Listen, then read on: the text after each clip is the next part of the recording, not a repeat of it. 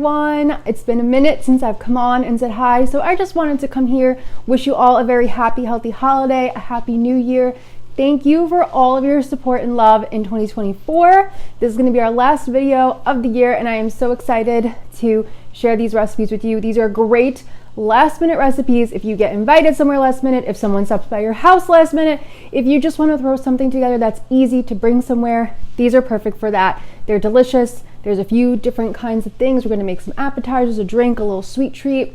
And yeah, I hope you enjoy them. Thank you for all of your love and support in 2024. This is our last video. I'll see you guys in 2025, and let's get into the recipes. Let's start off with something sweet with this saltine cracker toffee, or you may have heard it called Christmas crack.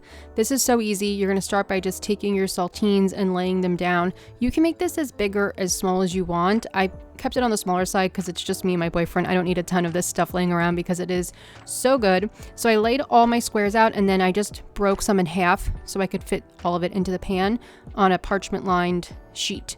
Then we're going to make our little toffee. So we're going to use some vegan butter and organic brown sugar. I'm using Earth Balance, but I really wish I would have used maybe Miyoko's or my Country Crock. And I'm adding in a little vanilla extract. You're going to let this cook on a medium heat until it starts to get nice and foamy for about 5 to 7 minutes. And you want the temperature to be around 260 degrees. If you have a thermometer to check it with, you don't have to do that. Once it gets nice and foamy, you're good. Pour it on top of the crackers while it's hot, and you want to work kind of fast because as the sugar cools, this will harden. So just spread it out. Then I thought it would be cute to put out my chocolate chips in a very meticulous way, but then we still had to put a bunch more on anyway, so it didn't really matter, but it was for an aesthetic purpose. So then we got all our chocolate chips on, pop this in the oven, 350 Fahrenheit for about 5 minutes. This is just to melt the chocolate. Take a spatula and just spread that chocolate all around, and this also helps because it warms the toffee up again, helping it spread a little bit, and you really want to coat this well. Now you can top this with whatever you want, sprinkles, candy canes, pieces of brownie, I don't know, whatever you want, but I did some chopped pecans and flaky sea salt to keep it kind of simple. Pop this in the fridge for at least an hour or until you want to eat it so it solidifies. Then remove it from your pan, and then this is why I like the parchment paper under there, because you can just easily peel it and it doesn't make a mess. And then the fun part is just breaking off the pieces of the saltine into as big or as little pieces as you want. And that's why people say they call this Christmas crack, is because of the crack shape. You can see we have that nice toffee, we have the vegan chocolate and the nuts, and this is almost like a candy bar. It's so good, it's so easy to make and so fun. Next up, let's make a vegan baked brie. So we're going to start off by chopping some pecans, and you can really customize this how you want. The full ingredients are written out down below, and the blog post offers substitutions and other ideas, which are linked down below. Then you're going to take a sheet of puff pastry, let it thaw out, but still be cold. And then I just took my fingers, as you saw, and pressed it down. Now, there's not really vegan brie, but there is really good vegan cream cheese. So I'm going to take a tub of Kite Hill and put it in the middle. Then we're going to top it with some brown sugar and our pecans, and then that's it. And this makes a really good substitute for the baked brie because it still is creamy and cheesy and soft. Is it exactly the same? No. And if you can find vegan brie where you live, go for it, but I figured the vegan cream cheese was much more accessible, and you could always do like a more savory version with an herby vegan cream cheese. So now we're going to fold up and over the puff pastry, and I'm really just taking my time to work slowly here. Press it into the vegan cream cheese and make sure everything is really sealed up nicely, as you could see. And it doesn't have to be perfect or anything. It just comes out looking beautiful because puff pastry is beautiful. And once we got that final piece of puff pastry up and folded and locked in, I knew we were good to go. So I did take a little bit of water on my finger and just wet it, so that way the puff pastry would hopefully stick to itself a little bit better. And then you're going to pop this in the oven, 400 degrees Fahrenheit for about 30 to 40 minutes. This always depends on your oven. Some ovens run a little hotter, some run a little cooler, but you want this to get a nice golden color. Again, I am putting this on parchment paper, so that way in case there was a mess, which there wasn't, but in case there was, I could avoid having to clean up anything too crazy. So I just pop this in the oven, and when it comes out, it looks absolutely beautiful. I loved how it slightly opened up. You could see the nuts in there, and it's golden and gorgeous. So to serve, I just kind of scooted it over to the side. I added some raspberry jam, some Ritz crackers, and apples. And you can really go crazy with what you serve this with. You could do really anything you want. And of course, the puff pastry is also working well here as a vehicle for getting in that vegan cheese. And I also added some sprigs of rosemary around because I feel like it just looks so seasonal and so beautiful. And I mean, come on, how gorgeous is that? Like if you showed up to a little party with this, and people would be amazed. They would think you did the best thing ever, and it's so easy and it's so beautiful. For our next recipe, we're keeping with the theme of cheese and bread, and we're doing a cheesy pizza tree. Now, you can use store-bought dough or make your own. I am actually using my own homemade dough here because I like working with homemade dough better, but you could totally just get it from a pizzeria or the food store.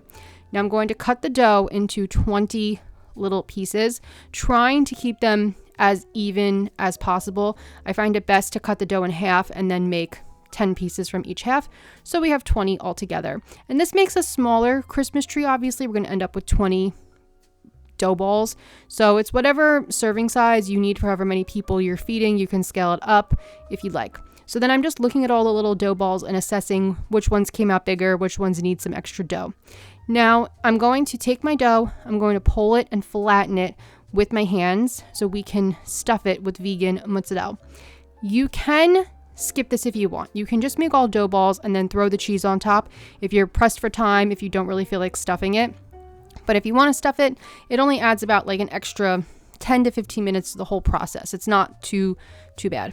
So I'm going to add as much vegan cheese as we can fit in there, and then I'm just going to fold it up over itself and make sure it's really sealed up tightly, and then we'll roll it into a cute little ball. And that's it. It's really simple to do, and you could also get a block of vegan mozzarella and just cut cubes. That would make the process quicker, but I found vegan mozzarella shreds are usually more accessible. You could also play around with the vegan cheese you put in there if you want to put in vegan cheddar or vegan Gouda, or there's tons of options you could do, but the vegan mozzarella is nice because it's kind of just like cheesy garlic knots, but they're balls. So once I got them all done, I decided to make a little tree. So I just lined it up in a little tree formation, and yeah, so cute, so easy. And then I'm going to add the rest of any vegan cheese that I have left over. We're going to bake this in the oven at 425 degrees Fahrenheit for about 15 to 20 minutes until everything gets golden. Now we're going to melt some vegan butter, and then we're going to add in garlic powder, parsley, and salt. Mix this up, set it to the side. We're going to have a nice garlic butter for later. Once it's all done, look how cute everything puffs up and connects. Now the real magic is when we brush on the garlic butter. I'm going to brush half of it just so you can see the difference it makes, and part of that is that the parsley in there just helps to give this more of that tree look that we're going for. I mean, I just feel like the two halves look totally different, and the half with the vegan butter looks a lot better. So then we're going to add in rosemary and some little pomegranate seeds to make like little ornaments, and little rosemary just looks like pine. So yeah, it's so cute. It's so easy.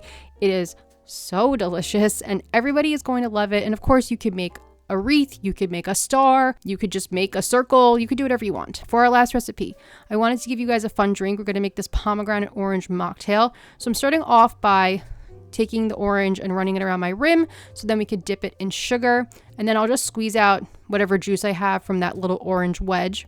Now I'm going to make some sugared cranberries. So just take some frozen cranberries, let them thaw for like 5 to 10 minutes, roll them around in the sugar, and it will stick. And I just pop those back in the freezer. We are going to take 10 ounces of pomegranate juice and 2 teaspoons of agave. And this is going to make 2 drinks and a little bit of rosemary, and just mix this all up in there. And this is nice because you could make this ahead in advance if you want, but you could also use it right away. So then I'm going to pour in half of that into my glass, top the rest off with orange vanilla seltzer, and so easy.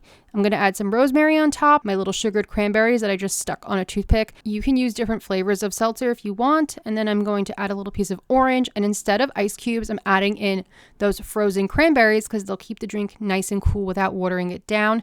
Looks so pretty. And cutting the cranberries in half is just gorgeous. So thank you all for your love and support the whole year, and especially during the holiday season. I wish you and your families a very happy, healthy holiday season. Happy New Year. And I will see you in 2025.